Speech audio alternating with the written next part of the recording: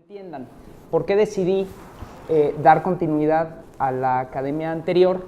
Porque básicamente la ley FinTech establece los lineamientos generales de las instituciones de financiamiento colectivo, de las instituciones de transferencia de pagos electrónicos y inicia con una regulación muy pobre, pero a final del día con una regulación relativa a activos virtuales, como por ejemplo pudiera ser una criptomoneda, ¿no? Ya el Banco de México recientemente emitió una circular donde regula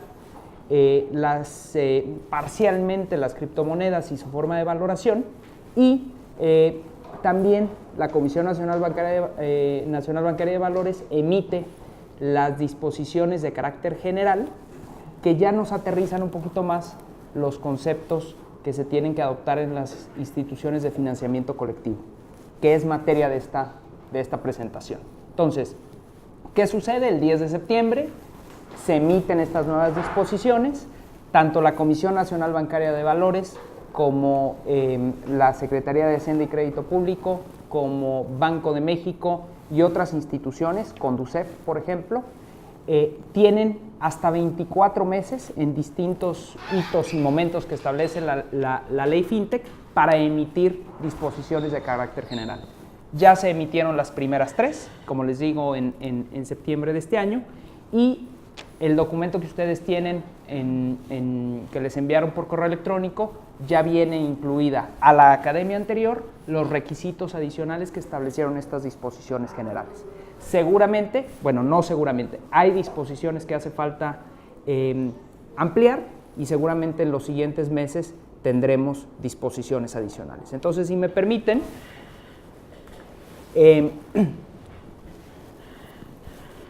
esta ley, la conocida como ley FinTech, regula dos tipos de instituciones: instituciones de financiamiento colectivo y las instituciones de fondos de pago electrónico. Y déjenme, para los que no estuvieron en la clase anterior, hacer un análisis del por qué se emitió la ley FinTech. Como ustedes saben, ha habido una evolución tecnológica y hoy en día es común encontrar plataformas tecnológicas que ponen en contacto a inversionistas con personas que requieren capital. Hoy en día existen ya esas aplicaciones. Y estas aplicaciones, cuando venían con nosotros, nos preguntaban si era legal captar recursos a través de una aplicación tecnológica, de una app. Y la línea era muy delgada. ¿Por qué? Porque, como ustedes saben, en la Ley de Instituciones de Crédito está prohibido la captación masiva de recursos. ¿A quién está reservado esa actividad? Estaba reservada o está reservada a las instituciones financieras. Y entonces, ¿cómo operaban? O es más, a la fecha, ¿cómo operan? Porque no ha habido ni una sola que se haya regulado. Tienen 12 meses a partir de marzo, es decir, hasta marzo del 2019 ya tendrían que estar las existentes operando bajo instituciones de financiamiento colectivo o de fondos y transmisión de pagos. ¿Cómo operaban? Pues a través de mandatos y comisiones. Es decir, yo, la app, en pocas palabras, pongo en contacto al inversionista con el que requería el dinero. Y yo simple y sencillamente soy un intermediario, un mandatario de cualquiera de los dos o un mediador de los dos para que los recursos pasaran de un lugar a otro. Así es como se documenta a la fecha. El legislador capta esta realidad y pretende regular a través de esta ley FinTech estas actividades.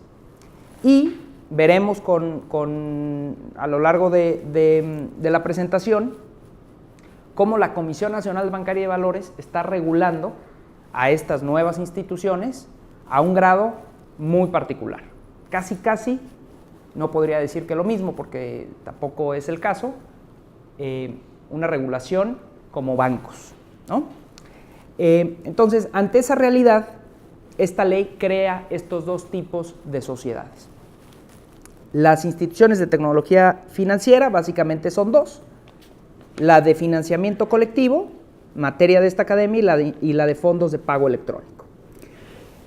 ¿Qué hacen las instituciones de financiamiento colectivo? Pues básicamente lo que ustedes conocen como crowdfunding o crowdlending. Es decir, se pone en contacto a un inversionista con una empresa, con una persona física que requiera ese capital. Y las instituciones de fondos de pago electrónico pues sirven precisamente para poner en contacto al público en general en el pago de cualquier tipo de servicios a través de activos virtuales. ¿Ok?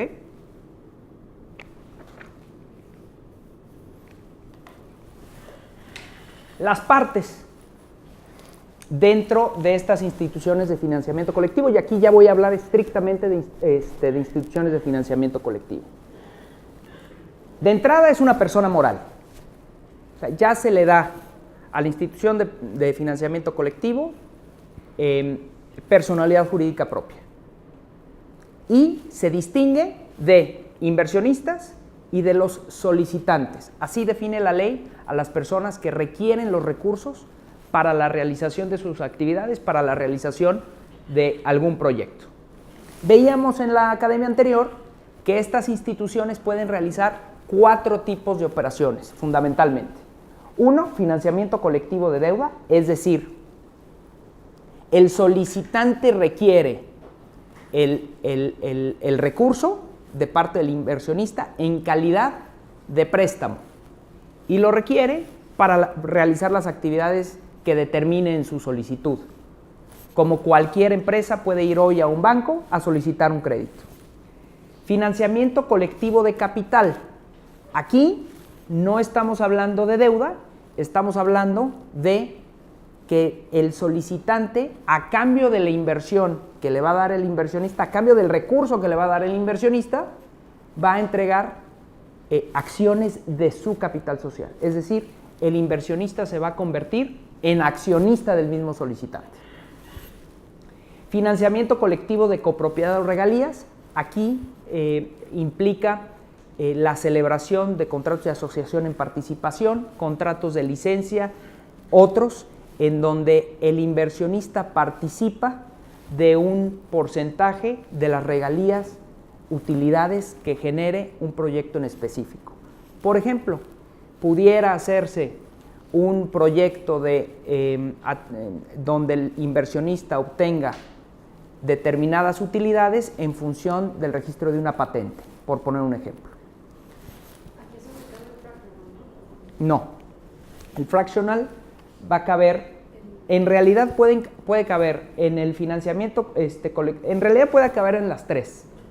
Y ahorita vamos a ver cómo las disposiciones de carácter general regularon específicamente el tema inmobiliario en la parte de financiamiento colectivo de deuda. Transacciones de derechos o títulos le permite a las instituciones de financiamiento colectivo hacer compraventas, hacer transacciones, transmisiones, tanto de operaciones que ya hayan participado clientes, como de cobranza de los mismos clientes. Es decir, FER adquirió a través de un financiamiento colectivo de capital determinadas acciones de una sociedad, de un solicitante. FER quiere vender esas acciones. Se puede utilizar la misma plataforma, la misma institución de financiamiento colectivo para hacer esa transmisión. Y evidentemente la institución de financiamiento colectivo cobra una comisión por esa transacción. Sobra decir, y espero que esto esté entendido, que este tipo de instituciones forzosamente operan a través de plataformas tecnológicas, ¿no? Es decir, no vamos a encontrar instituciones de financiamiento colectivo con sucursales en la calle. Estamos hablando de esta nueva influencia de la tecnología que pone a disposición del público en general financiamiento a través de una app. Así de sencillo. Las disposiciones de carácter general recientemente publicadas define a 3 tipos de inversionistas en adición al inversionista en general. Y el inversionista en general es una persona física o persona moral que transfiere recursos o activos virtuales al solicitante. ¿Quiénes son los inversionistas experimentados? Las instituciones financieras, las dependencias de la Administración Pública Federal, y cuando hablo de, perdón que me regrese a instituciones financieras, tanto mexicanas como del exterior pueden ser inversionistas, y las dependencias de la Administración Pública Federal. Y por último, fondos de capital privado. Son fideicomisos, vehículos de inversión que participan en la inversión de distintos vehículos. ¿Por qué la ley distingue al inversionista general de este tipo de inversionistas? De entrada, porque las disposiciones le dan a las instituciones de financiamiento colectivo mayores o menores requisitos para informar de riesgos, para permitir a un inversionista participar en mayor o menor medida en montos en un proyecto. Es decir, cuida, llamémoslo en general, más al público en general que, por ejemplo, a una entidad financiera que supone ya tiene sus mecanismos de evaluación de riesgos de los propios proyectos en donde van a participar. Y en el caso de los solicitantes, igual personas físicas o personas morales, se excluye como solicitante la propia institución de financiamiento colectivo, es decir, la institución de financiamiento colectivo no puede ser juez y parte, en pocas palabras, es decir, no puede organizar la transacción o la operación y además ser el dueño de esa operación. Y personas relacionadas con la propia institución y aquellas que tengan poder de mando. Ahora bien, ¿qué hacen las disposiciones de carácter general? En las operaciones de financiamiento colectivo de deuda ya distingue 3 tipos de financiamiento colectivo de deuda. 1, de préstamos empresariales entre personas. 2, de préstamos personales entre personas. Y 3, financiamiento colectivo de deuda para desarrollo inmobiliario. Ya distingue estos 3 tipos de financiamiento o de crowdfunding, financiamiento colectivo de deuda. En el caso de los préstamos empresariales, pues de entrada, cuando estamos hablando de personas físicas, tienen que ser personas físicas con actividad empresarial, ya sea el inversionista o el solicitante. Y las disposiciones ya distinguen las operaciones de préstamo o crédito genéricas, operaciones de arrendamiento financiero y operaciones de factoraje. Y por ponerles un ejemplo, lo vamos a ver más adelante. Cuando las disposiciones le obligan o le señalan lineamientos a las instituciones de financiamiento colectivo para determinar el riesgo de una operación, si nos vamos a las operaciones de factoraje, le impone a las instituciones de financiamiento colectivo obligaciones tales como, por ejemplo, revisar que la factura, objeto de un factoraje, sea una factura real, expedida a través de los sistemas electrónicos del Servicio de Administración Tributaria. Le obliga a revisar que esa factura no haya sido transmitida a un tercero. Le obliga a revisar que esa factura no haya sido ya liquidada. Es decir, le pone obligaciones a la propia institución financiera precisamente para cuidar ¿a quién? Al inversionista. Si una institución de tecnología, de financiamiento colectivo va a captar recursos y va a realizar operaciones de factoraje, pues tiene que cumplir con ese due diligence que le tiene que hacer a esos títulos de crédito. Y en el caso del financiamiento colectivo de deuda para desarrollo inmobiliario, también establece una serie de requisitos para la valoración del riesgo. Desde ir a revisar que el inmueble está en determinadas condiciones o en determinadas limitaciones de dominio ante el registro público de la propiedad, incluso si los permisos, licencias y demás de ese proyecto inmobiliario son susceptibles de obtener o ya se fueron obtenidas. Pero es decir, le pone la carga no solo al solicitante, la ley le pone la carga a la institución de financiamiento colectivo. Ellos son los responsables de revisar que ese proyecto que van a subir a su plataforma para efectos de ponerlo en el mercado y que los inversionistas inviertan en ese proyecto, la ley y las disposiciones le ponen la carga a la institución para valorar el riesgo del proyecto. ¿Hasta aquí alguna duda, jóvenes? ¿Qué pasa si hay un riesgo tangible en esos proyectos de desarrollos inmobiliarios? ¿La ley qué hace? Hay riesgos compartidos entre el solicitante y la institución de financiamiento colectivo. ¿Por qué? Porque evidentemente la ley lo que tiene que hacer es que la institución de financiamiento colectivo no suba proyectos por subir proyectos.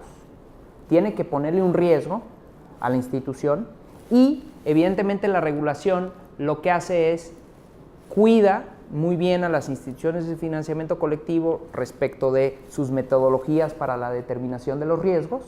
O sea, cuida me refiero a no solamente le pone una serie de lineamientos, sino que las vigila precisamente para que los proyectos que éstas suban a su plataforma hayan cumplido con todos esos requisitos de evaluación. Pero, por ejemplo, en desarrollos inmobiliarios son altos los riesgos que muchas veces se corren, mucho. Pero me imagino que hay instituciones de financiamiento colectivo que requieren de un financiamiento colectivo para impulsar y a lo mejor desenredar ese proyecto y necesitan lana. No pasa nada. Lo que tiene que hacer la institución de financiamiento colectivo es revelar ese riesgo. Pero no por ello de forma alguna. No, lo que tienen que hacer es revelar el riesgo. Es decir, no estamos hablando de que solamente se van a subir proyectos 100% limpios, ¿no? A final del día tú y yo sabemos que los márgenes en un proyecto están en función de los riesgos del mismo proyecto, ¿no? A mayor margen, mayor riesgo. A menor margen, menor riesgo. Así de sencillo. Entonces, lo único que cuida la ley y las disposiciones que emite la Comisión Nacional Bancaria y de Valores es que se midan esos riesgos, que exista una metodología para medir esos riesgos y que esos riesgos sean informados a los inversionistas. Una pregunta. Sí. Las instituciones de financiamiento son personas morales. Correcto. ¿Tienen que tener algún régimen jurídico en específico? Ahorita vamos a entrar a ese tema. Sí, son sociedades anónimas. La ley las define como sociedades anónimas. Desde mi punto de vista pueden ser sociedades anónimas de capital variable, sociedades anónimas promotoras de inversión, y ambas en capital variable. ¿Los inversionistas pueden ser cualquier persona? Los inversionistas pueden ser cualquier persona. ¿Puedo ser yo? Puede ser tú. O sea, sí. Entonces también Digo, con capacidad, ¿no? Estamos. Es lo que, a lo que voy, igual y tengo la capacidad económica, pero no la, o sea, no sé medir ese riesgo. O sea, ¿cómo protege la ley a los inversionistas de estos márgenes de riesgo? Precisamente estas disposiciones incluyen desde anexos, o sea, le facilitan la vida a las instituciones de financiamiento colectivo, donde incluso les dan papelería que deben de publicar con estos elementos de riesgo al público en general. Una institución de financiamiento colectivo, por ejemplo, tiene prohibido asegurar un margen. O sea, no puede garantizar que un proyecto, aun y cuando el modelo financiero del proyecto te determine una tasa interna de retorno del 12%, que es vamos a decirlo, lo entre conservador y lo normal, un 12% en un proyecto inmobiliario. No puede asegurarte la institución de financiamiento colectivo ni garantizarte un rendimiento esperado, ¿no? Te puede dar información, te puede dar márgenes, pero de ninguna forma te puede garantizar ese rendimiento, ¿no? Entonces, entrando al tema del riesgo. Este es, yo creo que de los temas más importantes que se regulan en las disposiciones generales. Es responsabilidad de la institución de financiamiento colectivo hacer la valoración de ese riesgo. Y, por poner un ejemplo, en operaciones de financiamiento colectivo de deuda, se debe en esa metodología incluir una evaluación cuantitativa y cualitativa respecto de la solvencia, historial crediticio y capacidad de pago, los ingresos estimados del probable acreditado y su relación con otros créditos y pasivos que mantenga a su cargo, así como el plazo de estos. En el caso del factoraje financiero, puse el ejemplo de no solamente de la evaluación crediticia, en este caso del que debe la factura, que no es el solicitante. ¿Sí entienden cómo funciona el factoraje? ¿Sí recuerdan cómo funciona el factoraje? El factoraje, tú tienes una persona que debe, es decir, el que debe esa factura, la persona que emitió la factura, y esa persona que emitió la factura lo que tiene es un derecho de cobro respecto de determinados bienes o servicios que le transmitió al deudor. ¿Estamos? Y, títulos de crédito o facturas. Y el que requiere el dinero es precisamente el acreedor. Y hay un tercero, que es el que hace el factoraje, que le paga al acreedor el valor de esa factura menos una comisión, que es la utilidad que va a tener el que adquiere esa factura, ese título de crédito, y ahora al que se le va a cobrar es al deudor original. ¿Okay? Entonces, en este caso la institución de financiación, ¿quién es el solicitante? El solicitante sería el acreedor. ¿Y a quién le debe, o qué debe de hacer la institución de financiamiento colectivo? ¿A quién debe de evaluar? Al deudor. No solamente al solicitante, sino al deudor. Y efectivamente, que esos títulos de crédito, esas facturas, no estén ya pagadas, no estén transmitidas, en fin. O sea, tiene que hacer esa evaluación. Y así lo tiene que hacer en su riesgo, en su análisis de riesgo.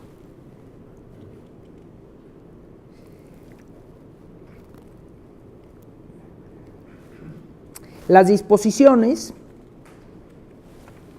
ahora le permiten no lo estableciera la ley, sí las disposiciones le permiten a las instituciones de financiamiento colectivo también obtener créditos. ¿Por qué? Porque como comparten riesgos con los solicitantes, pues también necesitan tener, además del capital, que ahorita vamos a entrar al capital que deben de tener aportado, para financiamientos para tanto la operación como poder compartir riesgos con los inversionistas.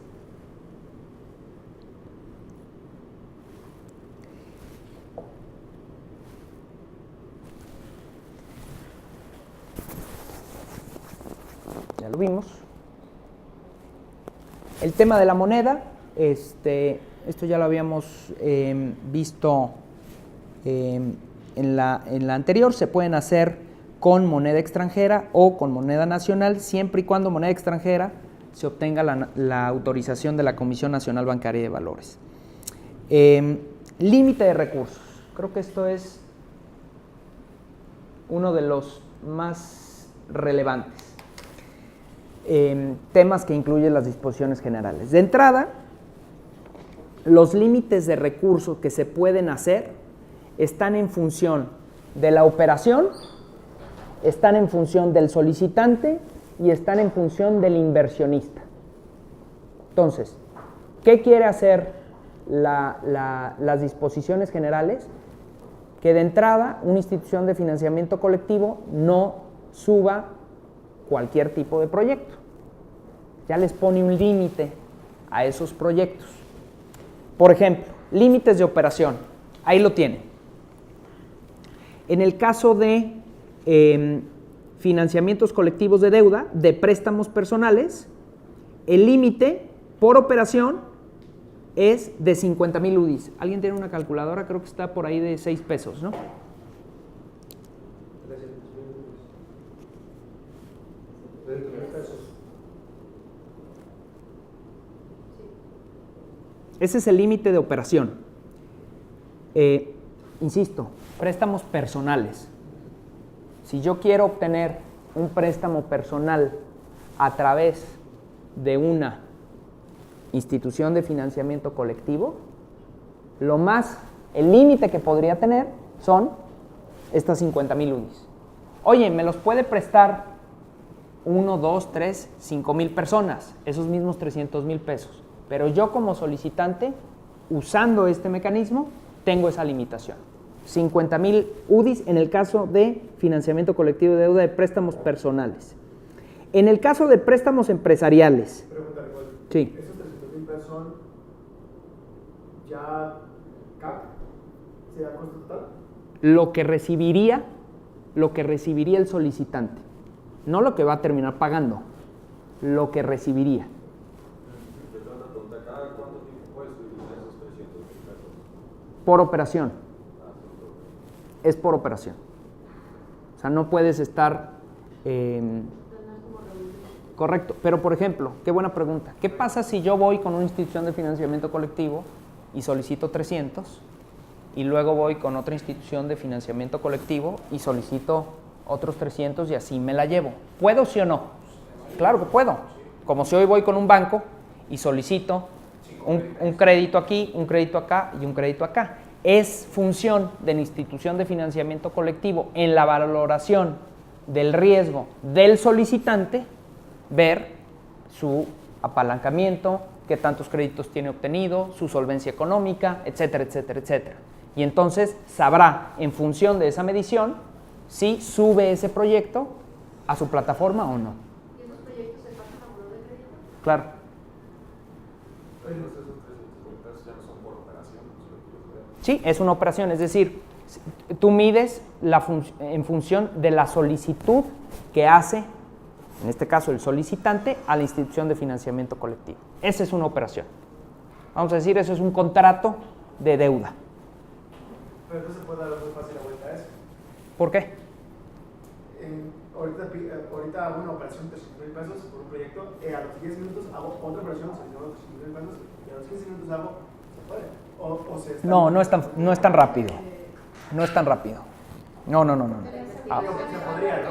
Es colectivo, todo el mundo te empieza a dar dinero. Pero podría pasar Pero eso. no es como hacer una apuesta en caliente.com, ¿eh? No es así de rápido. No, o sea, evidentemente se utilizan plataformas tecnológicas, evidentemente hay seguramente más rapidez que hacer un trámite en un banco, definitivamente, pero a final del día es función de esta institución de financiamiento colectivo hacer su valoración de riesgos. Digo, a lo mejor si suben a Alejandro Ripoll, pues se van a tardar un poquito en determinar que es solvente, ¿no? Pero si suben al ingeniero Slim, pues seguramente su proceso de valoración de riesgo es bastante más rápido, ¿no? Como cualquier banco, como cualquier persona que se dedica, SOFOM, que se dedica a prestar, hacen una valoración del riesgo para ver si le prestan o no, y si sí le prestan, a qué tasas, a qué, etcétera, ¿no? Pero ojo, quien propone las tasas en este caso, ¿quién es? Es el mismo solicitante que lleva el proyecto a la institución de financiamiento colectivo.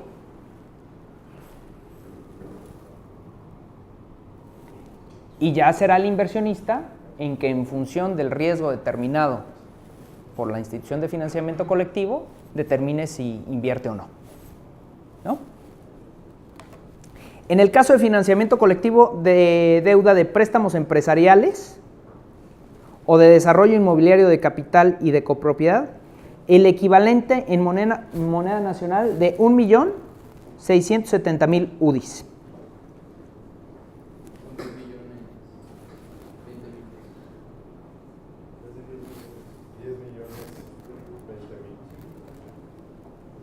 Ahora bien, las instituciones de financiamiento colectivo pueden solicitar a la Comisión Nacional Bancaria y de Valores a incrementar esos montos hasta 6.700.000 UDIs, que más o menos son 50 millones de pesos, ¿no?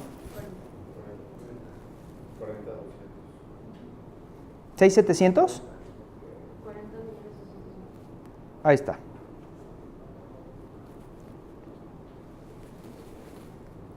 Entonces, se van dando cuenta cómo las disposiciones ya van poniendo determinados límites de entrada en los montos hasta ahorita que hemos visto de las operaciones. También, y algo muy importante, las UDIs, el valor de las UDIs para efectos de valorar el límite de la operación es en función del valor en pesos del último día del mes inmediato anterior. Es el que vamos a tomar. Entonces, en este caso, tomaríamos el 30 de septiembre, el valor de la UDI en el 30 de septiembre para poder determinar las operaciones de octubre, ¿no? Límite por solicitante. Aquí ya estamos del lado que requiere el recurso. El límite es 7.370.000 UDIs.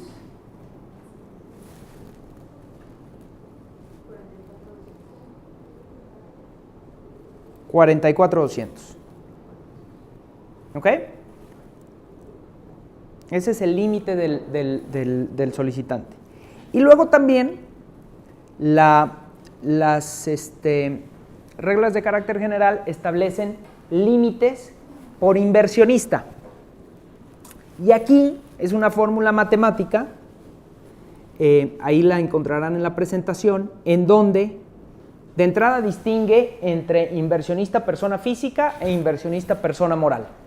Y distingue el tipo de operación de financiamiento, ya sea préstamos de personas, préstamos personales, préstamos empresariales o desarrollo inmobiliario, o bien las de capital, copropiedad o regalías. ¿Cuál es lo mismo? Tienen los mismos porcentajes. En esos dos casos tendrían esos mismos. En el caso de persona moral, en los tres escenarios es el 20%. ¿En función de qué? De esta fórmula matemática, donde es una fórmula que funciona un poco en función de el historial que tengas como inversionista en la propia institución de financiamiento colectivo. ¿Por qué? Porque si se dan cuenta, lo que hace esta fórmula es dividir los compromisos de inversión que se pretenden realizar en una solicitud en una operación en particular, que es esta fórmula, y se divide entre lo que ha sucedido en el pasado, es decir, inversiones efectivas realizadas por el inversionista previamente a través de esta institución de financiamiento colectivo, más compromisos de inversión previamente realizados en otras solicitudes de financiamiento por el propio inversionista en esta institución de financiamiento colectivo. Entonces, eso saca un porcentaje. Y lo que debe de cuidar la institución de financiamiento colectivo es que no se excedan esos porcentajes, ¿no? Y esos porcentajes no son aplicables, por ejemplo, a inversionistas que sus compromisos de inversión no supere las 2,000 UDIs, o sea, 12,000 pesos, ¿no? O sea, yo puedo perfectamente meterle a un proyecto, meterle a un, a lo que sea, 12,000 pesos y aun y cuando sea, salga de estos porcentajes, no tendría por qué la institución negarme la posibilidad de invertir. Y en realidad ese es el modelo que plantean estas instituciones. No necesitan a los grandes inversionistas. Este modelo lo que pretende es, digamos, democratizar el proceso de financiamiento en el país, donde yo puedo tener un capital reducido, como pueden ser estos 12,000 pesos, y ponerlos en una inversión. ¿Quién fija los porcentajes de interés? ¿La misma institución de financiamiento? A través del proyecto que le presente el solicitante. ¿Y Y no debería de ser a través del riesgo que determinó la Claro. institución derivado del proyecto que le... Correcto, correcto. ¿Hasta aquí una duda? ¿Alguna duda? Tengo una duda, pero no sé si se va a responder más adelante. ¿Qué tanta libertad tienen las partes de decidir o de pactar obligaciones y derechos? Es decir, por ejemplo, en Estados Unidos puedes hacer una tender offer, como las acciones, pero con crédito, es decir, este proyecto vale 100 millones de pesos, pero si no consigo el financiamiento de por lo menos el 80% de este monto de aquí a tal fecha, les regreso todo su dinero y nadie va a tener el interés. De hecho, eso está regulado también en las reglas de carácter general. Eso es muy importante porque un solicitante que requiere el recurso para la realización de un proyecto, requiere el recurso para ese proyecto. Es decir, con el 10%, con el 20%, no hace el proyecto. Ellos requieren un X porcentaje del recurso solicitado. Entonces, las instituciones de financiamiento colectivo tienen que tener claro ese monto en un tiempo determinado para que se dé esa inversión. O sea, no puede estar colgado un proyecto en una plataforma tecnológica toda la vida. O sea, tú al inversionista le dices, este es el proyecto, este es el teaser del proyecto, estos son los riesgos del proyecto, estos son los rendimientos esperados sin asegurar ese rendimiento, esta es la información relativa al proyecto y el periodo de inversión o de captación de crowdfunding va a ser de 12 semanas. Y entonces, tú lo que generas es una opción para invertir en ese proyecto. Y la institución de financiamiento colectivo capta tu recurso. ¿Qué pasa si no se reúne un X porcentaje del recurso que requiere el solicitante? Se regresa. Eso es algo muy importante, porque si no, pues ¿cuánto dinero no iría a proyectos que con ese recurso no es suficiente, ¿no? Pensemos en desarrollar un edificio. ¿Cuánto se requiere para desarrollar el edificio? 100 millones de pesos. Bueno, en este caso, 40 millones de pesos. Yo no podría entregarle a ese solicitante solamente 10 millones de pesos que capté, porque el proyecto ya no se podría de cualquier forma realizar. Los porcentajes de riesgo cambian, ¿no? ¿Puede pagar intereses? Sí. Sí se pueden pactar intereses. Tú dices en ese periodo. Sí. ¿Han escuchado? Hay una que me platicó Caro Ramos, que no sé si está ahí en México, de paneles solares, donde el financiamiento se otorga, que no sé si sea financiamiento o capital, pero se otorga para efectos de adquirir paneles solares y lo que se le paga al solicitante es obviamente el costo de la energía que se generan por esos paneles solares y tú inversionista recibes un income de ese proyecto. Ya hay muchos que están, pero esos todavía no están regulados con estas instituciones. En el caso de operaciones de financiamiento colectivo de deuda para desarrollo inmobiliario, de capital y de copropiedad o regalías, este monto de 2.000 UDIs se incrementa a 8.300 UDIs, ¿okay? Como límite para el inversionista. Las disposiciones, hablando de publicidad de los proyectos, establece también características que debe tener esta publicidad. Temas como utilizar un lenguaje claro y de fácil comprensión, sin términos técnicos o formulismos jurídicos que sean complejos para una persona que no tenga un conocimiento especializado en la materia, ¿no? Se evite el uso de términos superlativos y juicios de valor. Extraordinaria oportunidad, ¿no? Proyecto, en fin, este tipo de, o sea, tiene que ser información totalmente objetiva precisamente para gente que no tiene conocimiento, ¿no? Ese es el mercado. Me refiero a un conocimiento técnico especializado, ¿no? Evidentemente, conocimiento habrá. Incluir información que tenga representaciones gráficas o simbólicas que faciliten la comprensión, utilizar un tamaño de fuente similar al texto de los principales contenidos, incluir una sección de preguntas frecuentes respecto de la forma de operar el proyecto y la institución de financiamiento colectivo, en fin, las bases les imponen todos estos requisitos, las reglas, perdón, les imponen estos requisitos a las sociedades. Bien. ¿Y esto no desensibiliza a las instituciones de financiamiento colectivo? O sea, no son demasiados requisitos como para... Entiendo lo que está detrás, que es la seguridad, pero no dice, qué bueno, mejor lo hago a través de los sistemas tradicionales.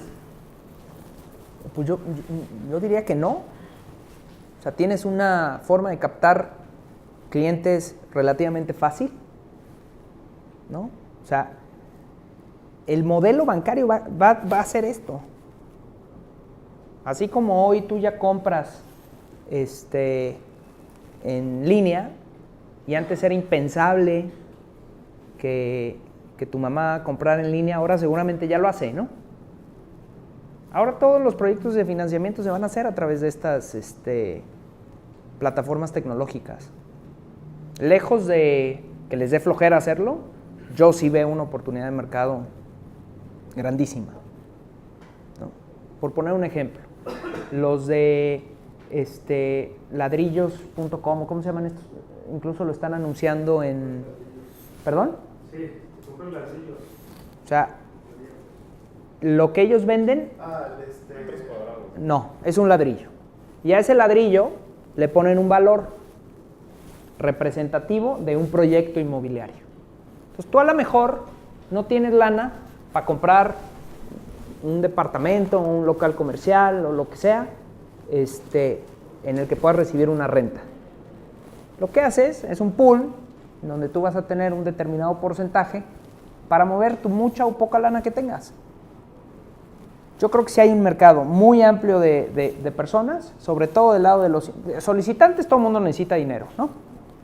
O sea, ese mercado existe, que muchas veces no son sujetos de crédito en un banco, o si lo son, es carísimo ese dinero, ¿no? Y los inversionistas, ¿qué es lo que buscan? Pues, tener mayor rendimiento de lo que le da su banco, y están dispuestos a asumir determinados riesgos adicionales por poner ese dinero a trabajar. Yo creo que el mercado está, definitivamente.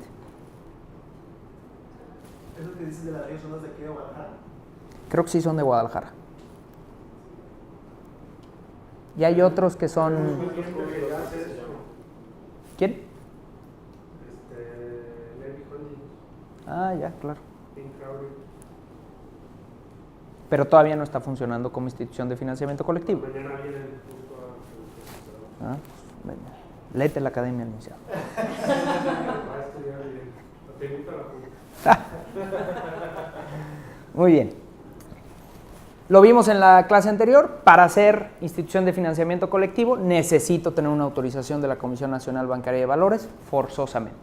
Hoy las plataformas que han operado pues no tienen esta autorización. Lo han hecho, como dijimos al inicio, en esta línea delgada a través de comisiones, de mandatos y de otras figuras. Y las reglas de carácter general incluyen requisitos adicionales que se tienen que presentar a la Comisión Nacional Bancaria de Valores para ser sujetos del otorgamiento de esta solicitud. Cosas nuevas, por ejemplo, un plan de negocios que por lo menos contenga las operaciones a realizar, las comisiones y cualquier otro cargo o retención a cobrar por los servicios prestados y las características de la infraestructura tecnológica. Es importante mencionar que no han salido las disposiciones relativas a la infraestructura tecnológica, a qué cuidados deben cómo se debe de formar esa infraestructura tecnológica.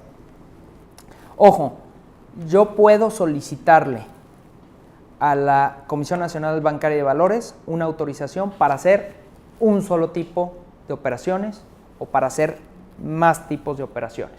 Como institución de financiamiento colectivo me puedo dedicar a deuda, a captación de deuda o captación de capitales o de regalías o a dos o más, pero en función de cómo lo solicite, de entrada es el capital que me van a requerir, el capital mínimo que me van a requerir como institución de financiamiento colectivo, ¿no? Ahorita lo vamos a ver. Estudio de habilidad financiera de los primeros 3 años, las políticas de la segregación de cuentas, las medidas y políticas en materia de control de riesgos operativos, políticas de prevención de fraudes, la relación e información de las personas que directa o indirectamente pretendan tener participación en el capital social de la institución, así como de sus administradores. Y se pueden solicitar autorizaciones adicionales, por ejemplo, recepción de recursos en efectivo, en vez de solamente hablar de recursos vía transferencias electrónicas o activos virtuales, recepción de recursos efectivos, y también se puede obtener la autorización para enviar y recibir transferencias internacionales, que esta es bastante interesante porque entonces tu mercado se hace mucho más grande, ¿no? ¿Con el dinero en efectivo hay temas de lavado de dinero? Sí, ya hay una disposición emitida por la Secretaría de Hacienda y Crédito Público que también se publicó en septiembre, en donde establecen los lineamientos que tienen que seguir estas instituciones precisamente para cuidar operaciones de lavado de dinero y de financiamiento al terrorismo. Estaría medio raro, ¿no? Porque si no tienen sucursales, pues donde mismo que le des directamente al solicitar. No, pero por ejemplo puedes tener ventanillas de pago en un Oxxo, por ejemplo. Entonces llegan, te pagan en efectivo al Oxxo y ahí es donde ya haces, recibes pagos en efectivo, ¿no? Por poner un ejemplo.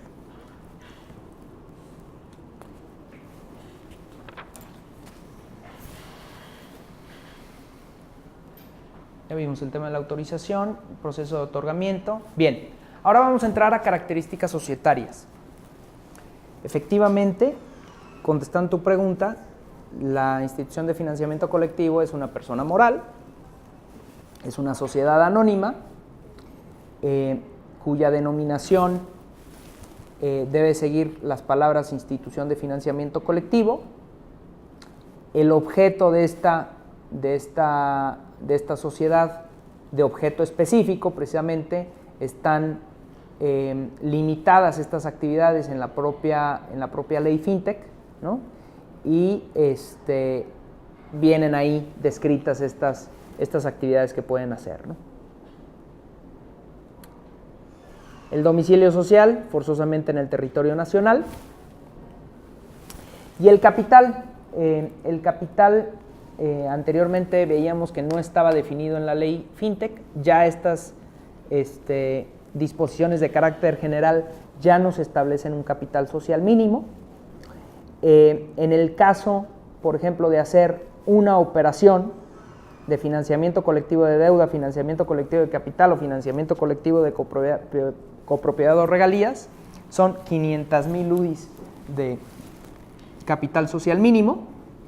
En el caso de aquellas instituciones autorizadas para 2 o más operaciones, 700,000 UDIs. ¿Ok?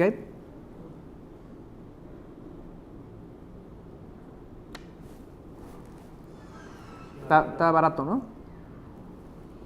¿Cuánto fue el primero, perdón? 500,000 UDIs de capital social mínimo. Sí, pues, ¿cuánto es un banco?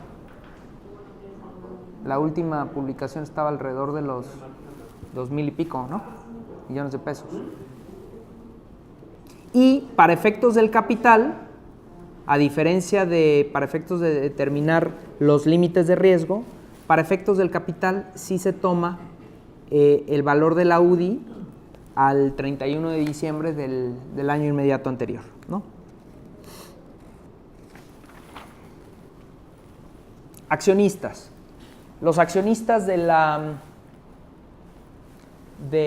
institución de financiamiento colectivo, pues de entrada tienen que ser aprobados por la Comisión Nacional Bancaria y de Valores, deben de presentar una serie de información. De entrada la ley los define como personas honorables e historial crediticio y de negocio satisfactorio.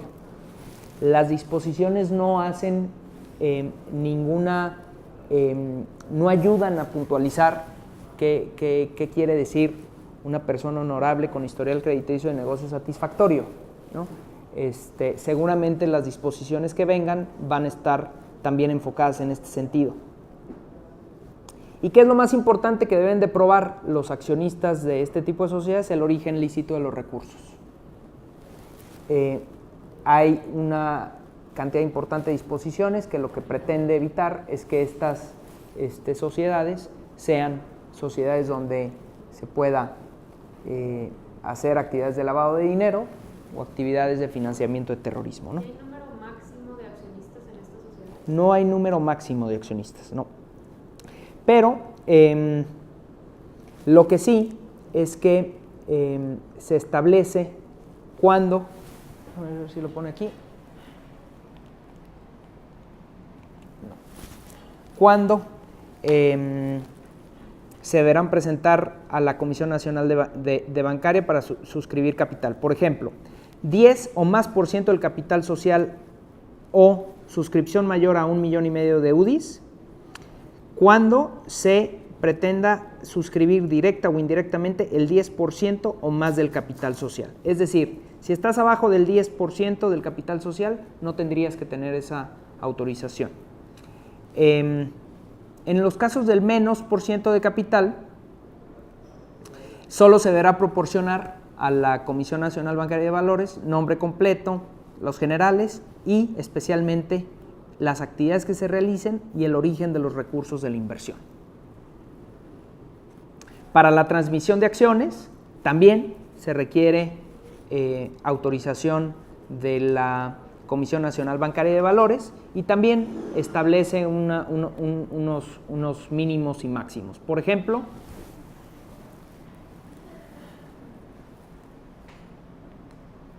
así venía. En los casos de que sea menor al 10% del capital social o un monto superior a 1,5 millones, siempre y cuando sea entre 5 y 10% del capital social, solamente se debe dar aviso a la Comisión Nacional Bancaria de Valores. Cuando sea una participación, esto es en el caso de los directos. En los indirectos, a través de fondos de capital privado, sea menos del 20% del capital, siempre que la participación directa en el capital de la institución de financiamiento colectivo de dichos fondos de capital privado represente más del 10% y menos del 50% y no exceda de 833,000 UDIs. Esto es solamente dar aviso. Y en el caso de la autorización es cuando la transferencia de las acciones implica 10% o más del capital social de una institución o bien también para recibirlos en garantía. Y también se requiere obtener la autorización de la Comisión Nacional de Bancaria de Valores cuando una persona o grupo de personas pretendan obtener el control de una institución de financiamiento colectivo y la propia ley define qué es el control, ¿no? Y básicamente es la facultad de poder imponer en asamblea de accionistas o en cualquier otro órgano de la sociedad, como por ejemplo el de administración, solo con sus votos, ¿no? Depende de la sociedad que sea. Si es una SA cambia, así es una SAFI. ¿Cómo? No, la definición de control está en el... Esto es, exacto. No, esa definición está en la, que de hecho es muy similar a la de mercado de valores, pero esa definición de control está directamente en esta sociedad. Pero por ejemplo el tema de minorías y así, sí cambia dependiendo de la sociedad. Sí, pero esto es Esto es con relación a la transmisión de las acciones, no regula nada de derechos de minoría la ley FinTech. Ahí te vas a la Ley General de Sociedades Mercantiles o en su caso a la Ley del Mercado de Valores, tratándose de las APIs, ¿no?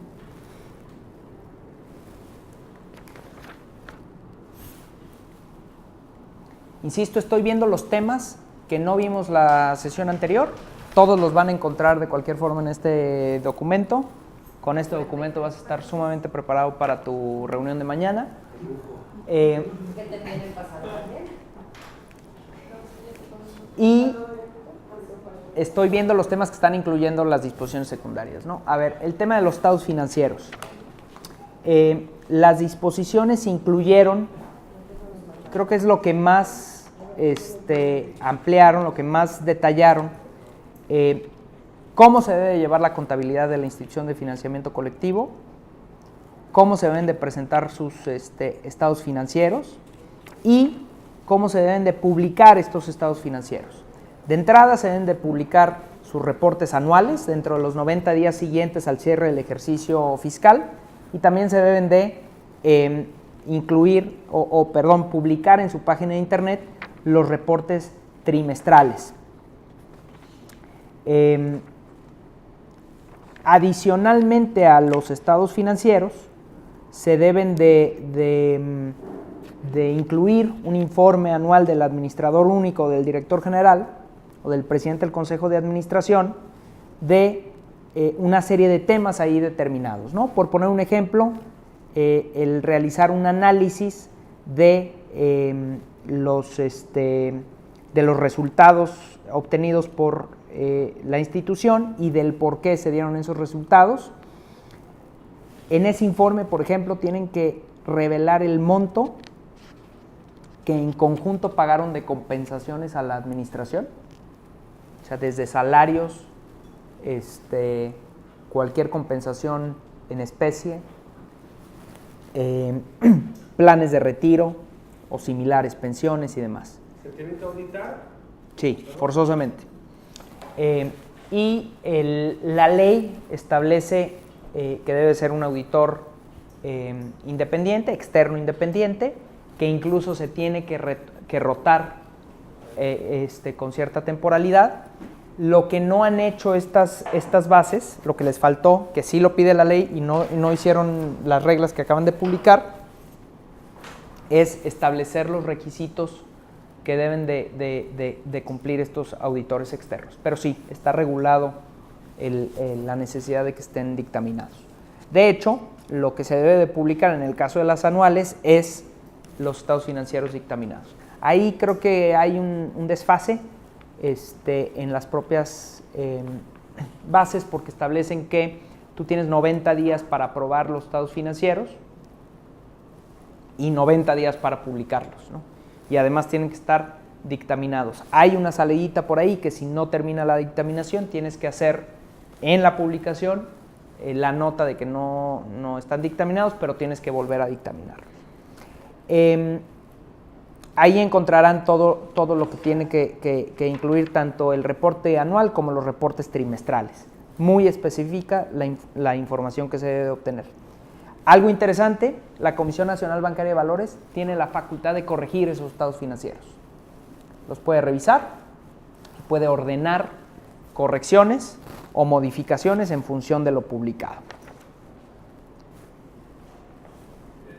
¿La ley no establece algún tipo de formalidades respecto a las actas de asambleas, por ejemplo las anuales, que tengan que ser protocolizadas, que se tengan que aprobar por la Comisión Nacional?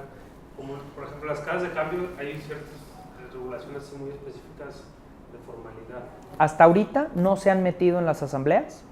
Lo más que se metieron estas disposiciones es que las propias instituciones de financiamiento colectivo actúen como mandatarias de los inversionistas en los financiamientos de capital, colectivos de capital, que actúen como mandatarias de los inversionistas en las asambleas de accionistas. Eso es lo único que se han metido.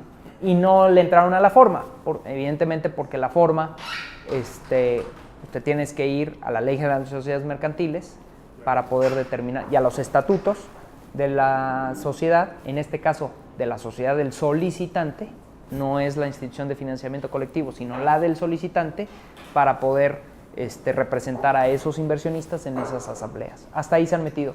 No dudo que en otras disposiciones también se metan a las asambleas. ¿Qué sí incluyeron en estas disposiciones? Leyendas que deben de incluir los estados financieros, notas aclaratorias que deben de incluir los mismos y todos los informes que deben de rendir la administración. Está bien porque lo regula, pero no sobre regula. Pues yo creo que sí va a estar sobre regulado.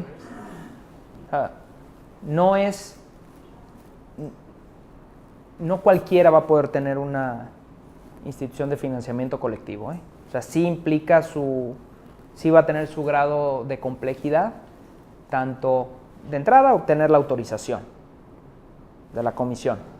O sea, no creo que vayan a emitir en masa las autorizaciones, número 1. Número 2, la operación y todas las reglas y anexos y demás, identificación de los inversionistas, procesos de identificación de los solicitantes, medición de riesgos de los proyectos.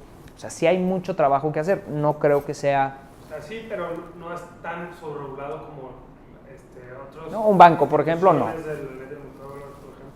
Los juegos de apuestas. O sea, que sí está bien regulado, pero no te va a meter a tener que estar... Por poner un ejemplo, puede ser administrador general único, ¿no? O sea, ahí te tendrías que constituir como sociedad anónima y perfectamente puede ser administrador general único y no un... De honradez y todo. Claro, claro, eso lo vimos la anterior. También en tu solicitud tienes que hacer, entregar información tanto del administrador, en caso de administrador general único, como de todos los consejeros. Tiene que haber, en el caso de consejos de administración, consejeros independientes y ponen también las reglas, se exponen las reglas, lo vas a encontrar aquí, de consejeros independientes. Las bases ponen requisitos especiales, evidentemente un consentimiento expreso por parte del inversionista, la posibilidad de que el inversionista revoque ese mandato en cualquier momento y una serie de términos y condiciones que deben de estar incluidos en la plataforma. Por poner un ejemplo, en la página en el inicio de sesión de la plataforma debe de aparecer la posibilidad del inversionista de revocar ese mandato. O sea, no debe ser complicado revocarle el mandato para los mandatos de inversiones automáticas. Mandatos para cobranza extrajudicial, por ejemplo. Que el inversionista no reciba del solicitante el recurso, es decir, el pago de su crédito, y entonces la misma institución de financiamiento colectivo puede realizar en nombre del inversionista esas actividades de cobranza extrajudicial. Curioso, las bases incluyen como cobranza extrajudicial el arbitraje. ¿Pero es facultad o es obligación de la institución hacer esa cobranza? Facultad. Y cobra, obviamente, por hacer ese trabajo, ¿no? Por hacer la gestión, ¿no? Por hacer la gestión. Y lo que platicábamos hace rato, mandato para asambleas de accionistas. Que el mismo inversionista le otorgue a alguna persona de la institución de financiamiento colectivo que haya invertido en una operación de financiamiento de capital un poder para representarlo en asamblea de accionistas. El plan de continuidad de negocio, un plan que precisamente atienda a contingencias operativas que impliquen la continuidad del negocio. Tomando en cuenta que es una aplicación tecnológica, las reglas distinguen riesgos operacionales y riesgos tecnológicos, respecto de los cuales la institución de financiamiento colectivo debe de tener un plan de continuidad de negocio. Se establece que se debe de designar a un director y, en fin, hacen ahí una serie de lineamientos que debe de incluir este plan. ¿Qué se espera? Pues esperan evidentemente más regulación secundaria, falta regulación de Conducef, falta regulación de CONSAR, falta incluso regulación de la Comisión Nacional Bancaria de Valores, de la Secretaría de Hacienda, del Banco de México, y esta va a ir emitiéndose progresivamente. Como lo comentamos al inicio, la ley establece un periodo máximo de 24 meses para que esté estas disposiciones emitidas. ¿Qué se va a poner interesante? Pues que tenemos un cambio de gobierno en medio y que los funcionarios que participaron, especialmente en la parte de la Secretaría de Hacienda y Crédito Público, pues seguramente habrá determinados cambios, ¿no? Esas son las disposiciones que seguramente se retrasarán. Creo que la Comisión Nacional Bancaria de Valores son de estas instituciones que sufren menos cambios y que seguramente ya tienen algo bastante avanzado, al igual que el Banco de México. Ahora también se escucha que con la reducción de salarios y prestaciones, que muchos de esos personajes de buen nivel que tienen estas instituciones pueden llegar a salir, ¿no? Entonces, a ver qué pasa con estas regulaciones y este cambio de gobierno. Lo que es una realidad es hoy ya puede perfectamente una empresa constituirse o bien transformarse en sociedad de financiamiento colectivo, previa, evidente, aprobación de la Comisión Nacional Bancaria de Valores, ¿no? Perdón, otra pregunta.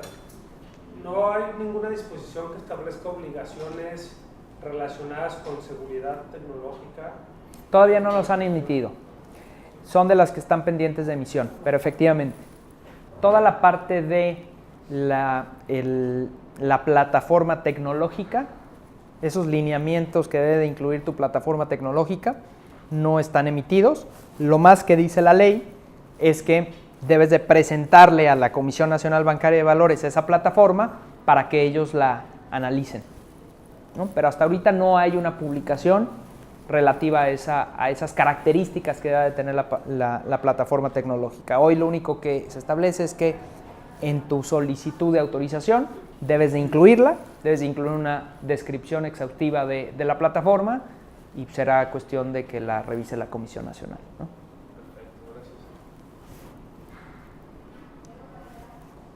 De verdad, léelo. Va a ser muy buena tu junta.